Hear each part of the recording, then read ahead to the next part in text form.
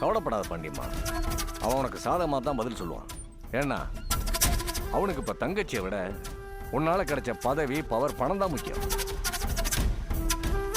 என்ன பாண்டியம்மா, நல்ல தீர்ப்பு கிடைச்சிட போகுதுன்னு தெரிஞ்சதும் அதை சொல்லி இதை சொல்லி உன் பக்கமா கோஷ்டி சேர்க்கிறியா? தங்கதுரைக்கு அன்னக்கொடி அடைக்கலம் கொடுத்த கதை வேற, இப்ப அன்னக்கொடி என் மகன் நீலாவதிய கொன்ன கதை வேற.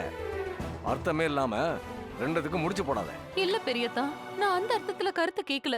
நீ எந்த அர்த்தத்துல கேக்குறங்கிற விளக்கம்லாம் எங்களுக்கு தேவையில்லை. உன் உடம்பு மட்டும் தானே இங்க இருக்கு. மத்தபடி உன் சிந்தனை, பாசம், ஆசை இதெல்லாம் அன்னக்குடி மேல தானே இருக்கு. அம்மா, இப்ப எதுக்கு தேவையில்லாம சின்னம்மா மனசை நோக்கடிச்சிட்டு இருக்கீங்க?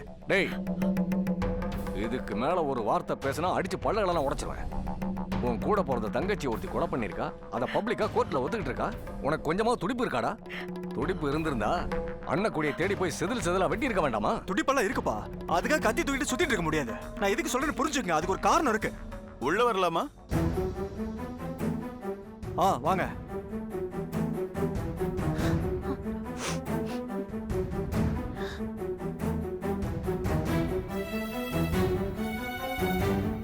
ரொம்ப அர்ஜென்ட்டா மேடத்தோட கையெழுத்து வேணும், அதான் வந்தேன்.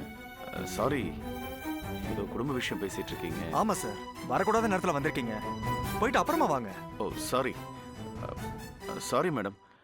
இருங்க சார். இல்ல மேடம், நான் அப்புறம் வரேன். ஆமா சொன்னமா, அவர் போயிட்டு அப்புறமா வரட்டும். சார் நீங்க முதல்ல கிளம்புங்க சார். கொஞ்சம் நில்லுங்க சார். வாய மூடு தங்கதுரை. அவர் படிச்சவரு, அவர்கிட்ட இந்த மாதிரியா பேசுறது? முதல்ல அவர்கிட்ட மன்னிப்பு கேளு. சின்னம்மா, மன்னிப்பு கேளுன்னு சொல்றேன்ல. Sir sorry sir. It's okay. சொல்லுங்க சார், நான் எங்க சைன் பண்ணணும்? கடைசியா ஒரு கையெழுத்து மட்டும் போட்டா போதும். இதுக்கு மேல நான் உங்களை தொந்தரவு பண்ண மாட்டேன். சரிங்க சார்.